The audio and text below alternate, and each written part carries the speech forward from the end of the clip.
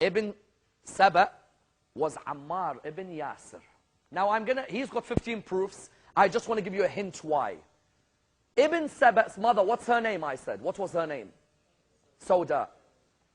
Sauda literally means what in English? Darker complexion, let's say. Ammar ibn Yasir's mother was whom? Sumayya. Sumayya had a darker complexion. In Siffin, Amr ibn al-As does not call Ammar ibn Yasir by his name. He calls him Ibn Sauda. Why? Because there is a problem if you call Ammar by his name. Because the hadith was there, Ammar taqtiluka al-fi'atil baghiya. Ammar, you will be killed by infidels. If Amr ibn al-As says Ammar, then the narrators will straight away say that if you are fighting Ammar, then what does that put you in? And it actually happened because Muawiyah was not as careful. Muawiyah, in the narration, said Ammar ibn Yasir. When his companions heard, they said, Ammar ibn Yasir is on the opposition, because Ammar ibn Yasir on the day of Siffin was 93 years old. The companions said, he's in the opposition. The reply was yes. They said, Rasulullah said, Ammar taqtiluka al-fi'at al-baghiya. Ammar will be killed by infidels. Muawiyah said, we aren't the infidels. Why? He said, it's Ali ibn Abi Talib who has killed him, not us. Why? He said, Ali ibn Abi Talib brought him to war. So he's the one who's killed him.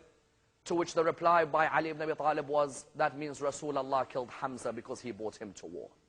The point was what? Amr ibn al-As was saying, Ibn Sauda. Ibn Sauda, Ammar ibn Yasir, according to Dr. Shaibi, is Ibn Sauda. Because of the fact that one of the men who rose vehemently against Uthman ibn Affan, according to narrations, was Ammar ibn Yasir. Therefore, on the first level, did Abdullah bin Saba begin the Shia? No. Let's move that. Number two, Jamal. Some academics say the first usage of the word Shia of Ali was in the Battle of Jamal. Battle of Jamal was fought by whom? Uthman ibn Affan got killed. 3 wanted vengeance. Actually, I could say thousands wanted. But 3, let's just say, were the main ones who wanted vengeance. Talha, Zubair, and Aisha. They wanted vengeance. They said to Ali ibn Abi Talib, if you don't find the killers, then we're going to have to fight you.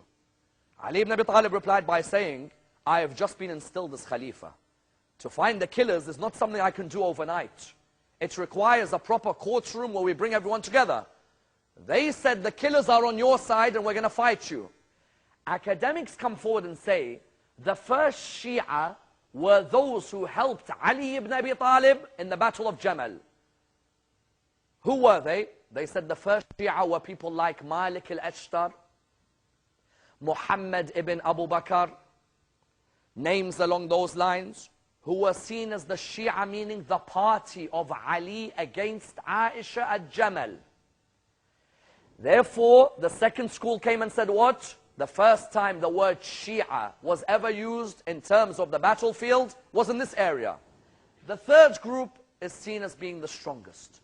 That the Shia were those who held on to the belief that Ali ibn Abi Talib was the person announced as successor of the Prophet Muhammad before the Prophet Muhammad, peace be upon him, and his family passed away.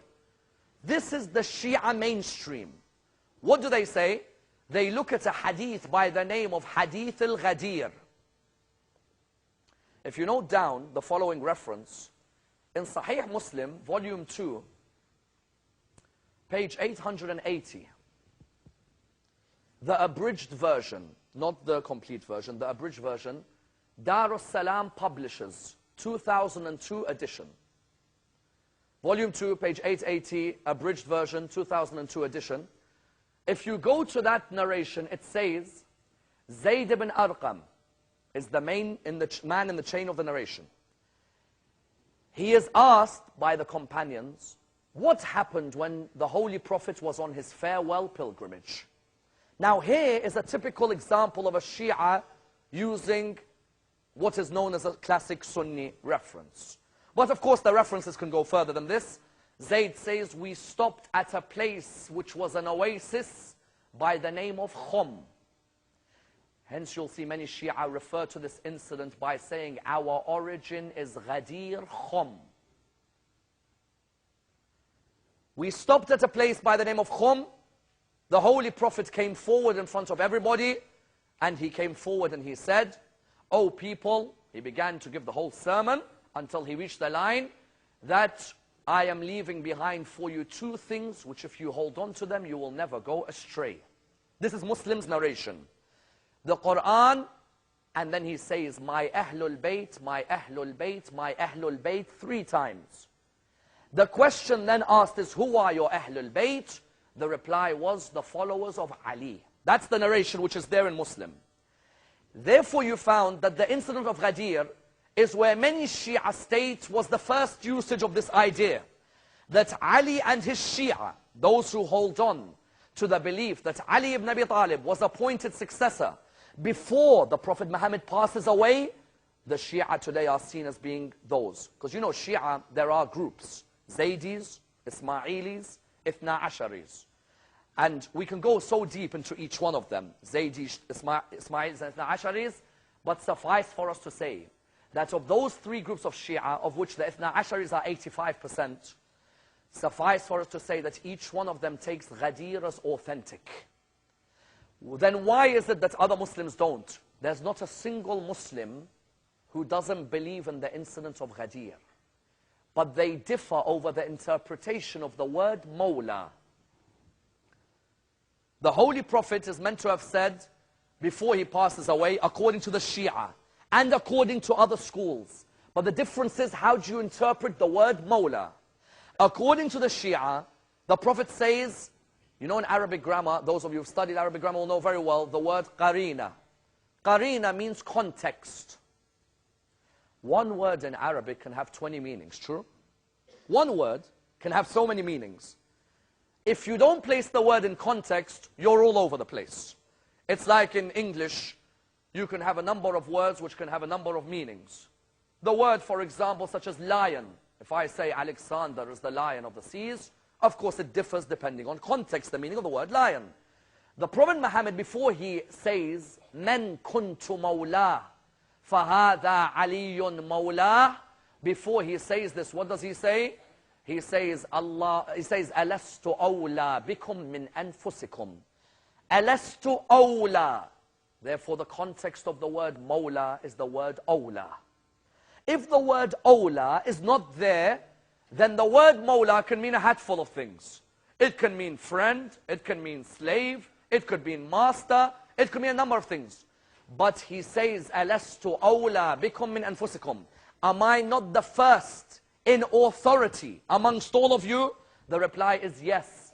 "Men kuntu mawla, fahada aliyun mawla." Now, someone comes forward and says, yes, Ali ibn Abi Talib, mawla doesn't mean master. Many who say it doesn't mean master don't put the word in context. They only say, I've heard men kuntu mawla, but mawla could mean friend. Why would he announce in front of 100,000 people his friendship to Ali ibn Abi Talib? Someone will reply back to me by saying, because Ali ibn Abi Talib and Khalid ibn Walid had a major argument before Ghadir. I'll say it's not necessarily a good thing to narrate. Ali ibn Abi Talib was in Yemen. Khalid ibn Walid was in Yemen. Khalid ibn Walid had tried to bring the people of Yemen towards Islam. He couldn't do it. Ali ibn Abi Talib went, he did it. Bukhari narrates they had a major argument about the spoils of Yemen, where Khalid ibn Walid was willing to come forward and say that Ali ibn Abi Talib has taken the spoils for himself. If we say that the reason he said Mawla was because of their argument, it's not something which Muslims want to come out clearly, that already before the Prophet Muhammad dies, certain people don't like each other. So it's better that the argument stays with the word Mawla and the discussion over the word. But the majority of the Shia are of the opinion that the origin of the word Shia refers to those who believe in the imamate of Ali.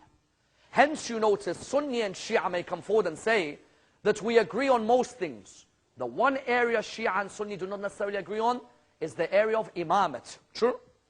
Imamate, some say it's called caliphate, others say imamate. To the Shia, the Prophet would not leave the world without announcing a successor. To the Sunni world, the Prophet leaves it towards his companions to choose that successor. That's the difference which arises here. Number 3, theology. So now we've recognized that the Shia emerged from this period. The question arises about their theology. Of the utmost importance is to understand that theology within the Shia world originates from the 12 Imams. Theology within the Shia world originates from the 12. In which way? In the fact that the crystallization of the theology of the Shia comes from the time of the 6th Imam. Because there's an important concept that needs to be understood. The Shia, basing their idea that Ali ibn Abi Talib is the first successor, base themselves on a narration which says that the Prophet Muhammad says, there will be 12 caliphs after me. Now, this narration is seen as authentic in all schools in Islam. Who those 12 are is the question Muslims differ over. According to the Shia, the 12 are the infallibles from the line of whom? From the line of Fatima. Now, of course, the Ismailis stop at number 6 and the Zaydis stop at number 4, but the Ithna Ashari majority go up to the 12th. The theology of the Ithna Asharis emerges from where? Emerges mainly from Ja'far al-Sadiq. Because out of all the Imams of the Shia, Ja'far al-Sadiq is seen as being the one who had the chance to spread the religion more than the rest, or spread the opinions. Importantly, what are the theological opinions which the Ja'fari school differs with other schools? The first one, predestination and free will. Let's note this down. Our brothers from other schools in Islam come forward and state there are different theological schools. As in, if you go to our brothers in the Sunni world, the Mu'tazila were a theological school. The Ash'arites were a theological school. And therefore, within the Sunni world, Sunni does not mean that everybody agrees on their theology. Theology can be so different within the Sunni world itself. You find, for example, here, the Mu'tazila on predestination and free will believed in complete free will. That the human being has complete free will being given to them by God. The Ash'arites, on the other hand, of the Sunni world, believe what? They come forward and believe that God has predestined all our actions. We only taste the flavor of the action. What was known as Nadariyat al-Kasb. You only taste the flavor of the action. Otherwise, God has predestined what you do. The Mu'tazila replied by saying, well, how could you say God has predestined all our actions? As in now, if God has predestined all Pharaoh's actions, Pharaoh can come on the day of judgment and say, why have you put me in hell when you predestined my actions? As in, couldn't Pharaoh turn around on the day of judgment and say, you've predestined my actions. I wasn't bad because I'm naturally bad, or I made mistakes to be bad. You made me bad.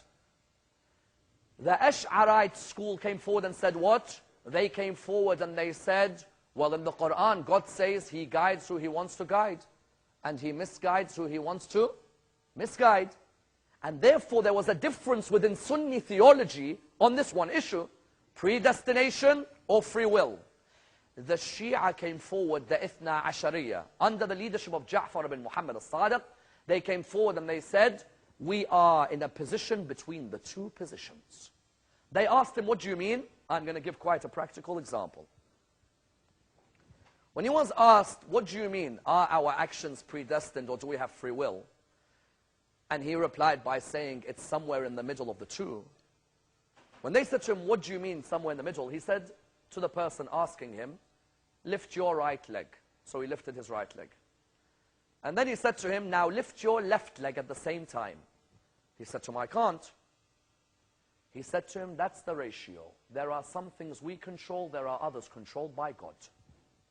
And therefore the ratio was seen in this classic example, that within the Shiite school, there are certain actions in predestination free will, which God has already predestined, which man does not have a choice in.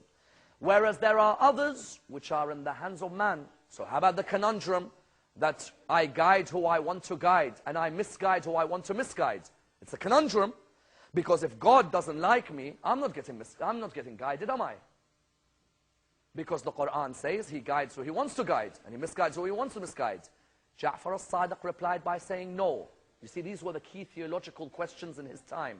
between himself and other theologians.